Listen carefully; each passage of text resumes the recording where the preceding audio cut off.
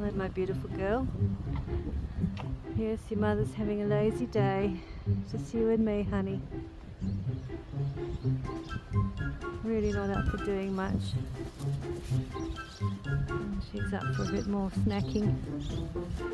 She spends most of the day doing snacking. Takes it out on the hay bags. And I've been lazy and haven't filled them up today yet. I've got plenty of hay over in the hay feeder.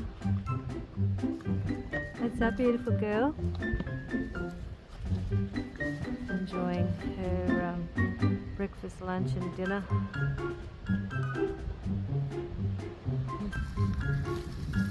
She's a funny soul. You know, I never used to bother doing any training with her. I used to just mainly focus on Bill. And then about a year ago, or maybe a little bit longer now, I lose track of time to tell you the truth, she decided that she wanted to be trained too. And so whenever I tried to do anything with Bill, whether it was groundwork, desensitizing, whatever it was I was doing, she had to be a part of. And she would push herself in the way, or she wouldn't move back. She wouldn't give us any space. Bill would do his block because he loves to train, he loves to have games, and he felt very imposed upon. So there were quite a number of times where I'd have to try and resolve their differences simply because she really wanted to learn things. And surprised the life out of me, because usually in former years when I'd done any training with her, if I had her in the round pen and she didn't want to do something, she'd have a massive hissy fit and carry on like a fire-breathing, snorty dragon and scream and go around at 100 miles an hour while I sat in the middle on my drum waiting for her to get over it.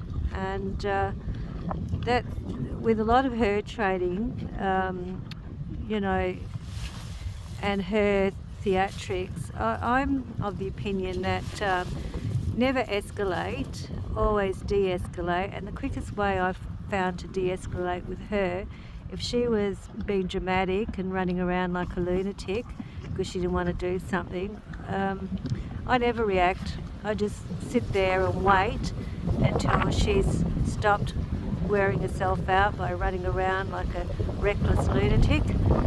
And once she's over that recklessness, she generally comes in and says to me, "I've had enough of being reckless now, just love me, mother." And then what I would do is take her straight back to where we'd ended off, and we'd continue on. And you know, she eventually got the idea that you know, theatrics weren't going to help her, and if she did what I asked her to, we would end on a good note. And then we would she would get apple treats, which she absolutely adores. And it was funny, this one day she'd been a fire-breathing dragon and carried on like an absolute maniac. And so I was a bit loath the next day to allow her to come into the round pen because you know, I wasn't really in the mood for theatrics. But anyway, she insisted on coming in, and so I let her in and pointed at the direction for her to go in, and round she went like Miss Perfect. Who would have known she'd been a fire-breathing dragon the day before? So that's mares for you. Bill's always more predictable. He rarely has a hissy fit, but Madam here can sometimes really perform when she's, you know, upset about life. I deal with it. It doesn't worry me if she's been crazy. We get over it and move on. There's always a new day.